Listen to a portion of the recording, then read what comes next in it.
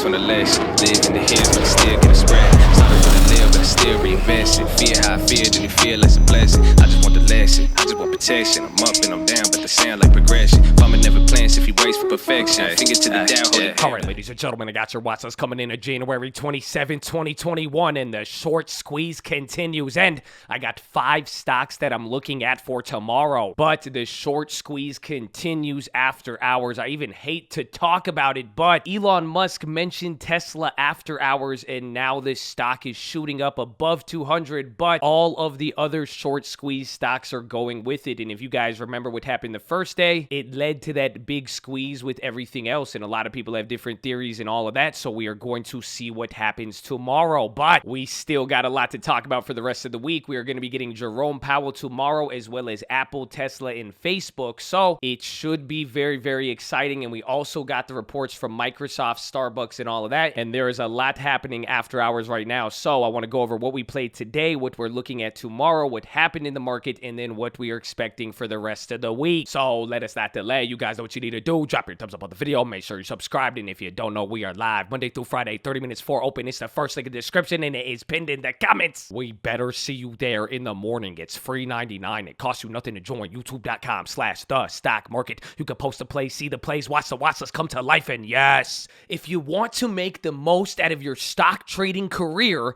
then you should get a long-term, like seriously, like a long-term investment portfolio. Like dividends aren't really that bad, but get some growth and you will be very, very good.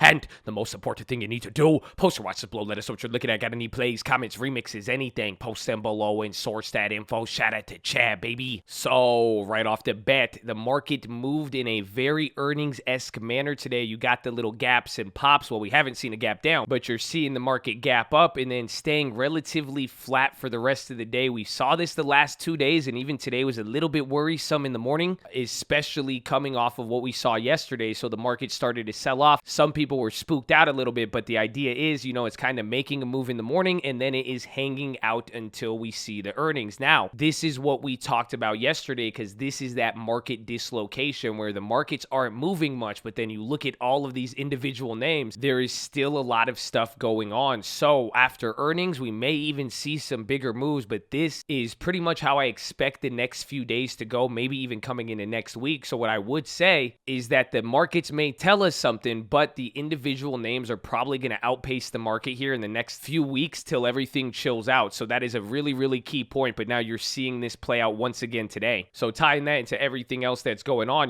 that short squeeze is still continuing. But now as far as earnings is concerned, a lot of the companies are beating, but it seems like these companies are moving in line with the option market expectations. So I'm very glad I got to show you guys that at the beginning of the earnings season. And if somebody wants to keep a scoreboard, I would. But it seems that even though these companies are beating their EPS and even revenue, some are missing here and there, they are overall big beats, but none of them are moving outside of a range or really surprising the market, leading to a run-up. Believe it or not, you've seen bigger run-ups on some of these value stocks and then these little short squeezes that are occurring. So this is just something to keep in mind if you guys are going to go about trading. But now wait until a lot of the earnings come up. If we start to see Apple do good and a lot of the big names, it may lead to a Netflix type move. Just remember, a lot of this run-up started right after we saw Netflix last week. So putting this all together now, earnings is pretty much going to be the main driver here. There's nothing else to look at. There is some stimulus stuff. We saw a lot of weird moves today. A lot of the political stuff and administration stuff is going on, but it's not seeming to be pricing in too much in the market, especially while investors are focusing on earnings. Now, tomorrow is going to be very important though, and this is something we are definitely going to be watching, but it is going to be the Fed and Jerome Powell. So we're going to get the interest rate decision. Nothing is expected to change. I would be looking for changes in the bond buying program. Again, we want to hear about the inflation targets, but we got to hear from Powell earlier this month that non-official stuff. A lot of the market is really already under the impression that he's going to say the same thing, but now I'm throwing this in with the mix of everything going on. I am really curious to see what he has to say about speculation in general, but also if we get any policy moves under Biden. So I kind of said this yesterday. People are saying, why would Jerome Powell comment on GameStop and what's going on? I feel like this is going to be a question brought up at the press conference conference, probably by one of the CNBC reporters. I wouldn't be surprised to see Mr. Leisman say something, but asset prices moving up really, really fast, everything going on. I mean, this is related to kind of the Fed in a way, and there,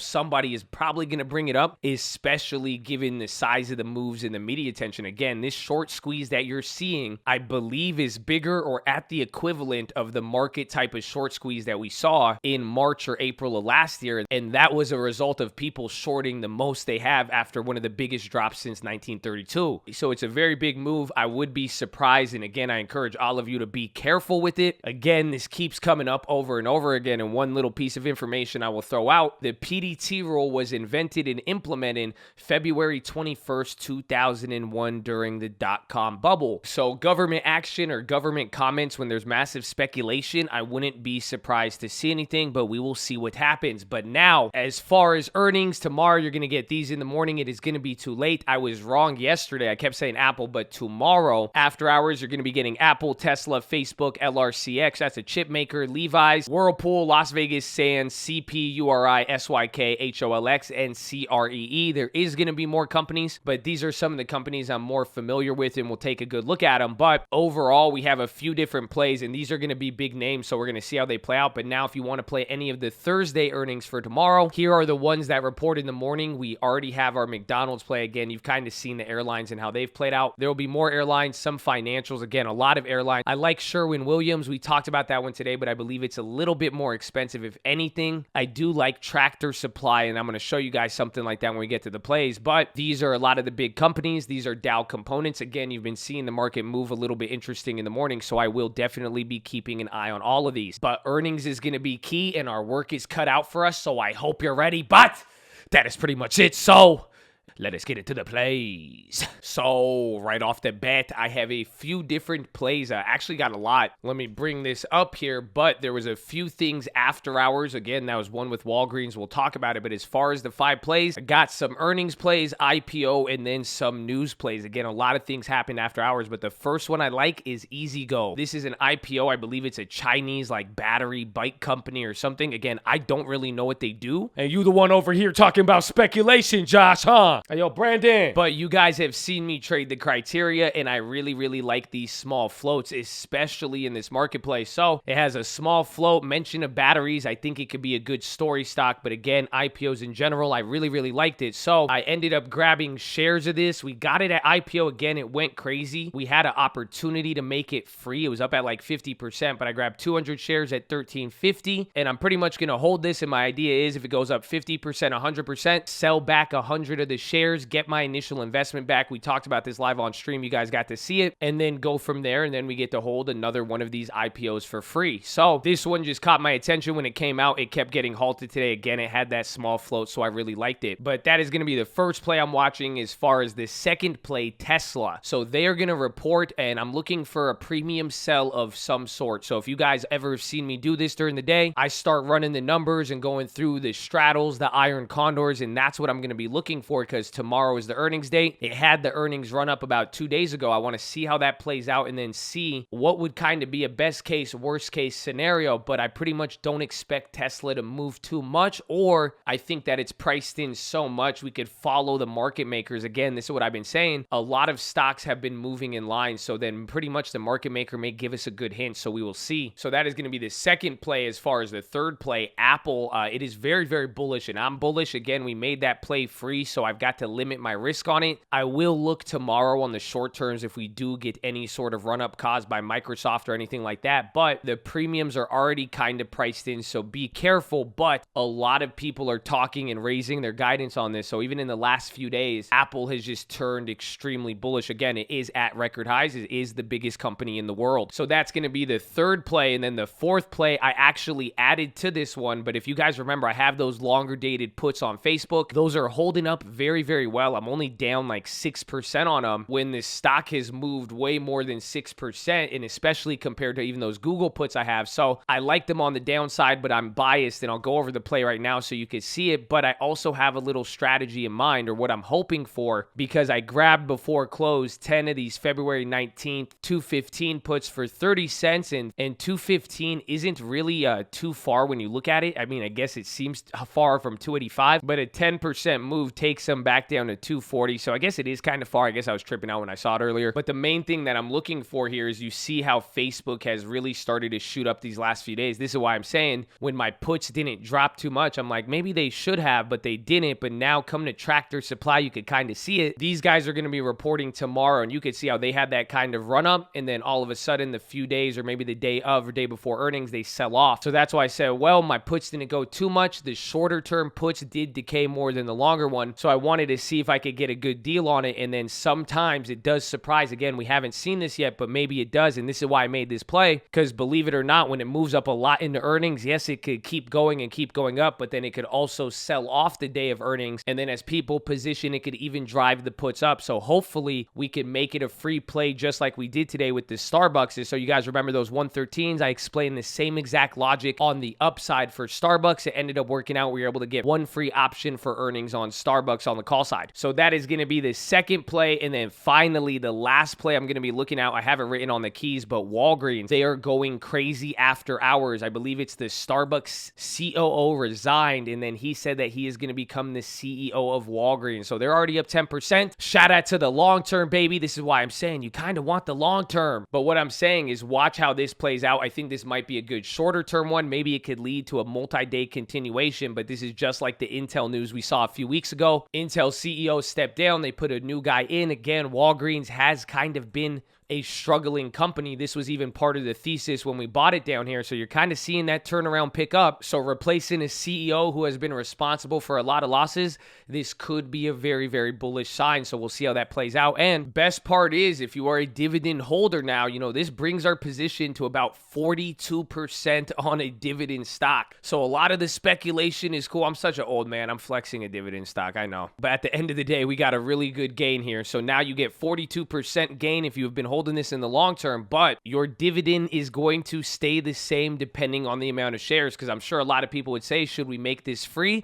I'm probably going to keep holding it because it still pays a very solid dividend. Essentially, somebody would have to pay about 41% more to get the same monthly or quarterly dividend that you receive if you already have been holding this. So may not be crazy thousands of percentage points, but in the long run, this could get established very, very well. And well, it's the gift that keeps on giving. I'm not talking about UWMC, I'm sorry. But as far as everything else, going to be watching a few more companies. Again, those 5 I really, really like, and we're going to have our work cut out. Again, you could watch GameStop. That Elon tweet sent it overboard. Watch some of the earnings. Again, Starbucks, we're probably going to lose on the put play, but again, it barely moved. This is what we talked about. I even brought this up yesterday, but now I would keep your eyes out for a continuation of some sort. Then I'm going to watch First 5 Networks. We bought one put today. This was just because the puts were kind of expensive, so I said, well, this is one of those companies that can move a little bit, and it did move just slightly outside of expectations. Or no, excuse me, I thought that said 9. That says 5, so it moved just right on point, but watch this for a continuation. Grab one of the next week puts for $75. Most likely we'll lose unless it picks up, but again, be on the lookout for continuations. There's been a lot of earnings move, but don't forget, sometimes if the company doesn't move too much after the report, it could still move a lot the next day. So I'm going to be watching out for that. Watch AMD. Again, they had their earnings. Premiums were really expensive. It ended up staying right within expectations, not even close to the 10% priced in. So that's probably going to see puts and calls get crushed on that tomorrow. But I will also be watching them for a continuation. And then Microsoft, I mean, it looks like it did really good, but I believe it was pricing in about $12. So it's just slightly above the expectations. This one's going to be interesting, but I really just want to see if it has a residual effect on any other stocks. So watch them. Watch Walgreens, Tractor Supply Co. Have any of the ones that report on Thursday morning. I think they could be interesting, and you've kind of seen this stock be a little bit more gappy in the last few quarters. Again, it's kind of more stable, and it's had an interesting run up since 2020, so I'll be watching them. Watch McDonald's, that earnings run up play that we got on it yesterday. Those are up 50%, but the stock hasn't moved too much, so wait for that day before earnings. Maybe it will be there tomorrow, and then ride that other one for free. Again, watch all the short squeeze stocks. I'm still holding my berries, and my oh my, have the tables of FOMO turned. I don't know, because the blackberries are now up. I have 175 positive berries. Answer 80. Look at that. So we'll see how that plays out. But then also AMC, again, all of these stocks went crazy. And I don't think Walgreens is going to help out the situation with the value move, but AMC is also up there. And again, If you guys remember, we are also holding shares of that. So even though you haven't seen me post a rocket ship or really pump this, we've held these shares for months and months and months of time already. So now it's just getting past the point where it's about to start running. So I'm still holding my 300 shares of AMC. Got them at $4.95, but we bought these August 7th, 2020. So this is just the power of holding stuff, not putting too much. Again, I only put in $1,500. Let it sit there. Even if it dropped, it didn't really matter. You hold it, let it do its thing. But pretty much if GameStop keeps going crazy, you just saw the day after effect again. So I'm going to be watching that, and then EZGO, like we said. And then finally, as far as TOT and the dollar, not much happened today. The dollar kind of wanted to come down a little bit. That's pretty good considering what we saw, but I'm pretty sure we'll find out a little bit more. Maybe it could unlock some room on the dollar, or at least with bonds after we hear from Powell. So I think it's getting interesting. But if anything, what I am going to start looking at is global tensions or global concerns, even global currencies to start moving stuff. Because again, if after earnings and everything else, that is going to give us one pivot point to look at. But if that doesn't move it, the only real thing that I could see coming out of nowhere and moving stuff if there was a big global currency event or anything of that nature. So that is your watch list, ladies and gentlemen. Make sure you're hydrated, healthy, ready to go. Make sure you post your watch list. Make sure we see you there in the morning. I need the armor on. I need the helmet shining. I need you to not miss the bigger picture, baby. What does the trade produce? But the goal loves you. I love you. I'm gonna see you in the morning. Let's go.